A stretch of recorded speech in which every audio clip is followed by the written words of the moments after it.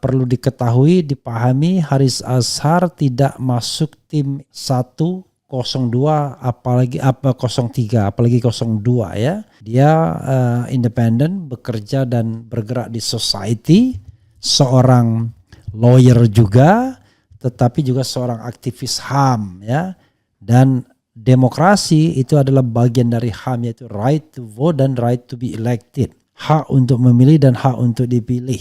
Tapi persoalannya adalah kita memiliki persoalan yang akut, dan akut itu disebabkan juga KPU yang kemudian bekerja tidak profesional dan tidak independen. Seorang ketua KPU yang bermasalah, salah satu masalahnya adalah 2 diantaranya pelanggaran peringatan berat terakhir ya, peringatan keras terakhir, tetap punya backing, punya kekuatan yang melindunginya sehingga dia tidak tetap di singgasananya secara terus menerus. Dan memang from the beginning kita sudah tahu kalau KPU tidak di backup oleh partai-partai politik, maka dia tidak akan bisa jadi apa-apa, tidak akan terpilih orang-orangnya. Bawaslu juga demikian. Maka kata Husnul Maria, mantan anggota KPU yang juga doktor ilmu politik, Bawaslu itu bawaan siapa lu.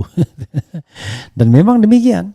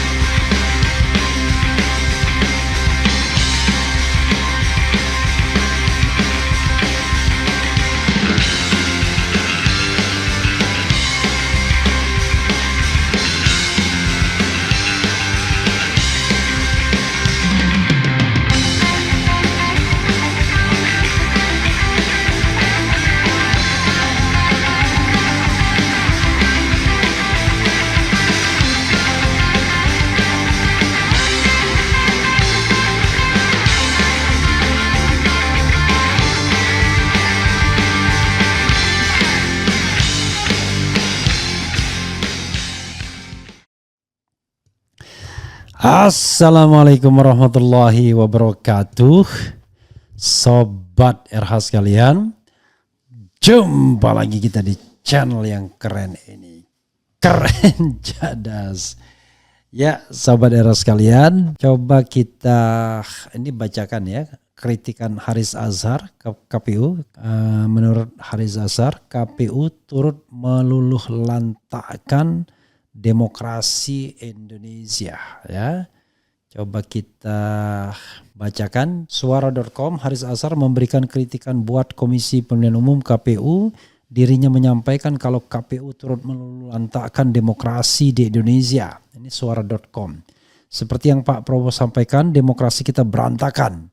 Jadi kita kutip saja omongannya Pak Prabowo untuk memberikan judul bagi si KPU yang ketuanya sudah 4 kali dinyatakan melakukan pelanggaran etik. Kata Haris Azhar seperti dilihat dari akun X Maudi Asmara. Haris menyampaikan pelanggaran etik ketua KPU ini menjadi contoh untuk menggambarkan kredibilitas dan profesionalitas KPU. Dia turut serta meluluhlantakkan, bukan melelahkan lagi, tapi meluluhlantakkan demokrasi elektoral di Indonesia, ucap Haris. Jadi kata Haris, siapapun yang akan menang lewat kerja institusi seperti ini, siapapun yang menang dia akan mengalami problem ikutan. Problem soal integritas hasil dari proses ini. Semua mesin yang rusak akan menghasilkan produk yang compang-camping juga, sindirnya. Haris melanjutkan, jangan heran dalam 5 tahun ke depan akan ditemukannya banyak problem kepemimpinan dan tata kelola kepemimpinan. Tata kelola pemerintahnya akan menghasilkan problem, jelasnya. Haris menerangkan hal tersebut sudah diketahuan sebelum KPU mengumumkan hasil pemilu 2024. Misalnya program pemenang sementara sudah diadopsi di rapat kabinet. Itu menunjukkan dugaan kecurangan yang cukup serius terpimpin dari pucuk pimpinan pemerintahan kita hari ini ke depannya, tukasnya.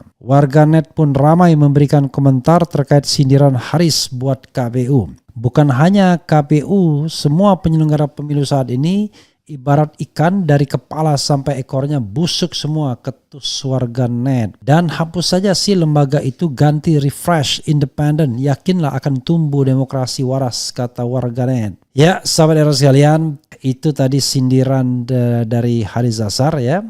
Perlu diketahui, dipahami, Haris Azhar tidak masuk tim 102 apalagi 03 apalagi 02 ya. Dia independen, bekerja dan bergerak di society, seorang lawyer juga, tetapi juga seorang aktivis HAM ya. Dan demokrasi itu adalah bagian dari HAM, yaitu right to vote dan right to be elected. Hak untuk memilih dan hak untuk dipilih. Tapi persoalannya adalah kita memiliki persoalan yang akut, dan akut itu disebabkan juga KPU yang kemudian bekerja tidak profesional dan tidak independen. Bayangkan, Ketua KPU sudah 4 kali dinyatakan melanggar kode etik dan 2 diantaranya mendapatkan peringatan keras terakhir. Tapi apa yang terjadi? Dia tetap berkuasa. Bahkan ketika debat ya, memimpin doa. How come seorang ketua KPU yang bermasalah, salah satu masalahnya adalah 2 diantaranya pelanggaran peringatan berat terakhir ya, peringatan keras terakhir, tetap punya backing, punya kekuatan yang melindunginya sehingga dia tidak tetap di singgasananya secara terus menerus ya. Ini yang kita harus garis bawahi sahabat era sekalian. Jadi KPU melululantakkan, dan memang from the beginning kita sudah tahu kalau KPU tidak di backup oleh partai-partai politik, maka dia tidak akan bisa jadi apa-apa, tidak akan terpilih orang-orangnya. Bawaslu juga demikian. Maka kata Husnul Maria, mantan anggota KPU yang juga doktor ilmu politik, Bawaslu itu bawaan siapa lu. Dan memang demikian. Jadi sudah dibuat ya, siapa. Kalau kita nonton film Dirty Vote misalnya, itu sudah ketahuan siapa yang akan terpilih sebagai anggota Bawaslu itu dan afiliasinya atau dukungannya siapa saja. Nah, cuman masalahnya sahabat sekalian, kita tetap mengkritik partai-partai yang terlibat dalam kejahatan atau dalam permufakatan jahat demokrasi tersebut, termasuk partai pendukung 0103. Karena partai pendukung 01 dan 03 kan mayoritas sesungguhnya, tapi mereka lah yang memilih para anggota KPU dan Bawaslu. Walaupun barangkali itu didiktekan juga oleh istana, karena kita tahu bahwa partai itu mayoritas adalah partai istana, kecuali Demokrat dan PKS. Tapi sekarang hanya PKS yang betul-betul genuine sebagai partai oposisi. PKB belum, masih di 2 kaki. PDIP juga belum, masih 2 kaki. P3 2 kaki, termasuk juga Nasdem 2 kaki. Jadi wajar kemudian kita mendapatkan anggota KPU dan Bawaslu yang lebih pro ke istana ketimbang pro pada pemilu yang jujur dan adil ya. Terus terang, kadang-kadang kalau kita bertemu anggota KPU dan anggota Bawaslu, kita heran.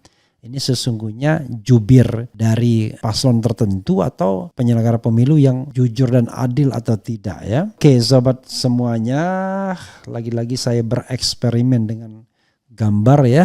Kemudian SOP bernegara harus direvisi karena secara fakta Presiden memiliki resources yang tak terbatas buat rambut tegas untuk parpol juga. Astagfirullah, bulan puasa mas. What happened with bulan puasa ya? Jadi bulan puasa tidak berarti kemudian kita berhenti beraktivitas, dan juga bukan berarti kita tidak menebarkan kebaikan dengan membahas hal seperti ini, karena hal seperti ini kan juga berguna ya, baik bagi kita semua gitu ya. Oke.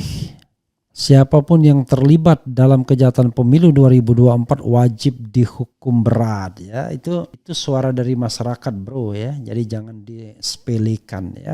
Kemudian mudah-mudahan ya ini hal yang sebenarnya saya pribadi dari awal mengatakan ya tidak setuju juga yang namanya presiden memilih Presiden membentuk tim sel untuk memilih anggota KPU dan Bawaslu. Jadi pura-pura saja independen. From the beginning saya sudah protes kan. Karena ternyata ketua yang merekrut KPU dan Bawaslu adalah Juri Ardiantoro yang tidak lain adalah berasal dari ormas yang sama dengan ketua KPU sekarang. Itu satu ya. Kemudian yang kedua adalah dia dia deputi di kantor staf presiden. How come bisa independen? Itu soalnya ya. Oke, sahabat era sekalian, sekali lagi terima kasih ya. Terima kasih. Wassalamualaikum warahmatullahi wabarakatuh. Keren, cadas. Yeah.